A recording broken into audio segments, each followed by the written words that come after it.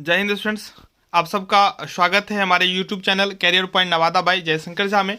कुछ दिनों के बाद वीडियो अपलोड हो रहा है। यह वीडियो काफ़ी महत्वपूर्ण है। इसमें हम अकाउंटेंसी का मस्ट इम्पोर्टेंट क्वेश्चंस देखेंगे, वो भी चैप्टर वाइज।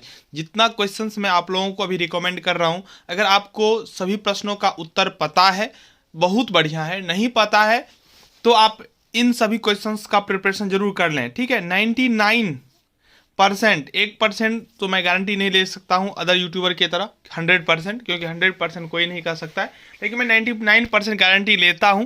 ठीक है, और एग्जाम के बाद भी हम मिलेंगे, यही क्वेश्चंस एग्जाम में आएगा। ठीक है, चैप्टर वाइज मैं इसमें क्वेश्चंस लिया हूं। देखिए, अलाभकारी संगठनों का लेखांकन, accounting for not for profit organisation है, उसका देखते हैं। चलिए, पहला क्वेश्चन है, अलाभकारी संगठन से आप क्या समझते हैं, इसकी विशेषताओं को लिखें। अगर आपको किसी भी क्वेश्चंस में किसी भी प्रकार का डाउट है तो आप कमेंट करिएगा, मैं आपको उस क्वेश्चंस का आंसर बता दूंगा, अपलोड कर दूंगा।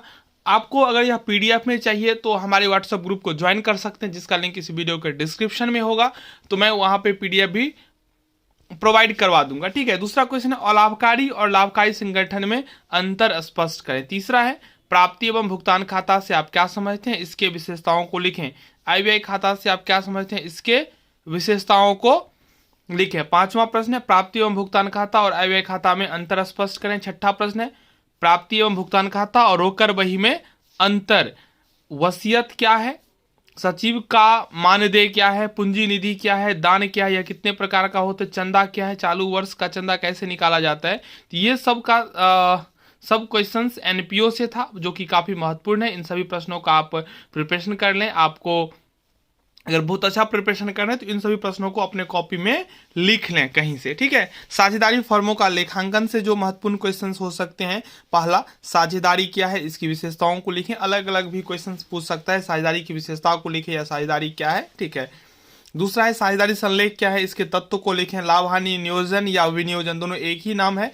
लाभ हानि नियोजन खाता या विनियोजन खाता क्या है, यह क्यों तैयार किया जाता है। चौथा है, अस्थायी पूंजी और परिवर्तनशील पूंजी में अंतर स्पष्ट करें। लाभों का प्रभार तथा लाभों के बंटवारे में अंतर स्पष्ट करें।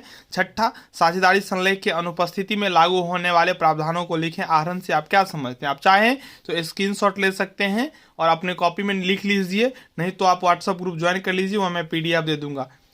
चैप्टर 3 जो है गुडविल का, उसमें से पहला क्वेश्चन इंपॉर्टेंट में, ख्याति क्या है, इसकी विशेषताओं को लिखें। ख्याति को प्रभावित करने वाले कारकों को लिखें। ख्याति के मूल्यांकन की विधियों को लिखें। सामान्य लाभ और अधिलाभ में अंतर स्पष्ट करें। गुप्त ख्याति क्या है, जानवरों के स्वभाव के आधार पर ख्याति कितने प्रकार के होते हैं। इन सभी प्रश्नों को जरूर देख लीजिएगा। चौथा है, साझेदारी फर्मों का पुनर्गठन से, पहला क्वेश्चन, साझेदारी फर्म के पुनर्गठन से आप क्या समझते हैं, किस परिस्थिति में साझेदारी फर्म का पुनर्गठन होता है। आप पूरे साल प्रिपरेशन किए होंगे, आपको प्रैक्टिकल क्वेश्चंस बहुत आता है, लेकिन ज़्यादा क्वेश्चंस थ्योरी का ही होता है, इसलिए थ्योरी का महत्व बहुत ज़्यादा बढ़ जाता है। दूसरा है, त्याग अनुपात और लाभ प्राप्ति अनुपात में अंतर। तीसरा, पुनर्मूल्यांकन खाता से आप क्या समझते हैं, इसकी विशेषताओं को लिखे। संचय क्या है, या कितने प्रकार का होता है। त्याग अनुपात क्या है, लाभ प्राप्ति अनुपात से आप क्या समझते हैं। पुनर्मूल्यांकन खाता कब और क्यों तैयार किया जाता है। साझेदार का प्रवेश, इस सबसे उतना क्वेश्चन रहता नहीं है। पहला, साझेदार के प्रवेश से आप क्या समझते हैं, इसका प्रभाव क्या पड़ता है साझेदारी फर्म पर, वो देख लीजिएगा। दूसरा, साझेदार के प्रवेश पर की जाने वाली आवश्यक प्रविष्टि को लिखना है। ठीक है, वो आगे है, पूंजी का समायोजन क्या है। किसी साझेदार के प्रवेश के समय लेखांकन प्रभाव 26 के अनुरूप ख्याति का लेखांकन व्यवहार को लिखें। और एक क्वेश्चन इसमें हो सकता है, साझेदार के प्रवेश पर की जाने वाली आवश्यक समायोजन क्या होगा। जब पार्टनर फर्म में एडमिट होता है तो कौन कौन एडजस्टमेंट किए जाते हैं, उनको भी आपको पता रखना है। ठीक है, चैप्टर 6, साझेदार का अवकाश गहन, उसमें पहला क्वेश्चन है, साझेदार के अवकाश गहन से आप क्या समझते हैं। साझेदार के अवकाश पर की जाने वाली समायोजन और कौन कौन सी प्रविष्टि होती है, वो अवकाश ग्रहण करने वाले साझेदार को दी जाने वाली राशि का गणना कैसे करेंगे। मृत्यु से जो महत्वपूर्ण क्वेश्चन हो सकते हैं, वो साझेदार की मृत्यु से आप क्या समझते हैं। साझेदार की मृत्यु पर की जाने वाली आवश्यक समायोजनों को लिखें। मृतक साझेदार को दी जाने वाली राशि का गणना कैसे की जाती है। ठीक है, आपको जिस क्वेश्चन में डाउट हो आप जरूर बताइएगा, उसका आंसर अपलोड कर देंगे। अगला चैप्टर है, साझेदारी फर्म का विघटन, डिसोल्यूशन ऑफ पार्टनरशिप फर्म। इसमें पहला क्वेश्चन, फर्म के विघटन से आप क्या समझते हैं। दूसरा, किन परिस्थितियों में साझेदारी फर्म का विघटन किया जा सकता है? किन परिस्थितियों में साझेदारी फर्म का अनिवार्य रूप से विघटन होता है? दोनों टॉपिक, ठीक है, ध्यान से देख लीजिए। किस परिस्थिति में साझेदारी फर्म का विघटन किया जा सकता है और कब अनिवार्य समापन होता है? तीसरा है, साझेदारी का समापन और साझेदारी फर्म के समापन में क्या अंतर है? चौथा, वसूली खाता क्या है? वसूली खाता और पुनर्मूल्यांकन खाता में अंतर स्पष्ट करना।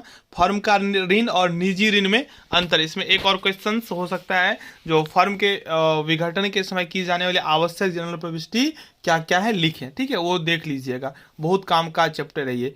पार्ट बी, कंपनी खाते एवं वित्तीय विवरणों का विश्लेषण में आप देखें, पहला जो कंपनी है उसमें कंपनी से क्या समझते हैं, इसकी विशेषता बताइए। निजी कंपनी और सार्वजनिक कंपनी में अंतर। एक व्यक्ति कंपनी से क्या आशय है? प्रविवरण, पार्षद सीमा नियम, पार्षद अंतर नियम को परिभाषित करें। और इसमें आप देख सकते हैं कौन कौन क्वेश्चन, तो अंश पूंजी के लिए लेखांकन, अकाउंटिंग फॉर शेयर कैपिटल में से पहला, अंश से आप क्या समझते हैं? अंश कितने प्रकार के होते हैं? समता अंश और पूर्वाधिकार अंश में अंतर। अंश पूंजी से आप क्या समझते हैं, कितने प्रकार का होता है? पूर्वाधिकार अंश की 5 विशेषताएं लिखें। प्रारंभिक व्यय क्या होता है? संचित पूंजी और पूंजी संचय में क्या डिफरेंसेस होते हैं? अधि अभिदान और अल्प अभिदान में अंतर। अति अभिदान की अवस्था में कंपनी के अंशों के आवंटन के लिए कौन कौन से विकल्प उपलब्ध होते हैं? अंशों का हरण और पुनः निर्गमन से देखिएगा, तो पहला क्वेश्चन इसमें होगा, अंशों के हरण से आप क्या समझते हैं? अंशों का हरण किस प्रकार किया जाता है? क्या हरण किए हुए अंश कटौती पर पुनः निर्गमित किया जा सकता है? यदि हाँ तो किस सीमा तक?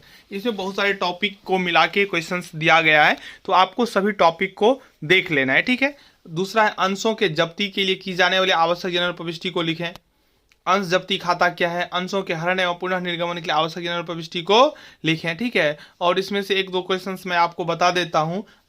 अंश पूंजी कितने प्रकार के होते हैं वो देख लीजिएगा। कंपनी का प्रकार तो आपको पहले ही हम बता चुके हैं। चलिए अब ऋण पत्रों का निर्गमन से देख लीजिए, चैप्टर वाइज हम क्वेश्चन लिखें ताकि आप लोगों को समझने में आसान हो। ऋण पत्र क्या है? अंश और ऋण पत्र में अंतर, अंशधारी और ऋण पत्रधारी में अंतर, अस्थायी प्रभार और चल प्रभार से आप क्या समझते हैं? ऋण पत्रों का शोधन से, ऋण पत्रों के शोधन से आप क्या समझते हैं? शोधन के विभिन्न विधियों का वर्णन करें, सिंकिंग फंड को परिभाषित करें, ऋण पत्र के शोधन के स्रोत को लिखें, शोधनीय ऋण पत्र क्या होता है, ऋण पत्र का प्रकार, ये सब जरूर देख लीजिएगा। उसके बाद आता है कंपनी का वित्तीय विवरण। उसमें पहला क्वेश्चन, वित्तीय विवरण क्या है, इसकी सीमाओं का वर्णन करें।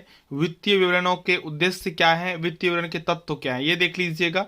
वित्तीय विवरणों का विश्लेषण में से वित्तीय विवरण के विश्लेषण का क्या महत्व है, वित्तीय विवरणों के विश्लेषण की क्या सीमाएं हैं, वित्तीय विवरण के विश्लेषण के उद्देश्य की विवेचना कीजिए और वित्तीय विश्लेषण के क्या उपकरण है, ठीक है। फिर आते हैं वित्तीय विवरण विश्लेषण के उपकरण यानी कि तुलनात्मक विवरण। इसमें से देख लीजिएगा, वित्तीय विवरण विश्लेषण की तकनीकी का वर्णन करना है।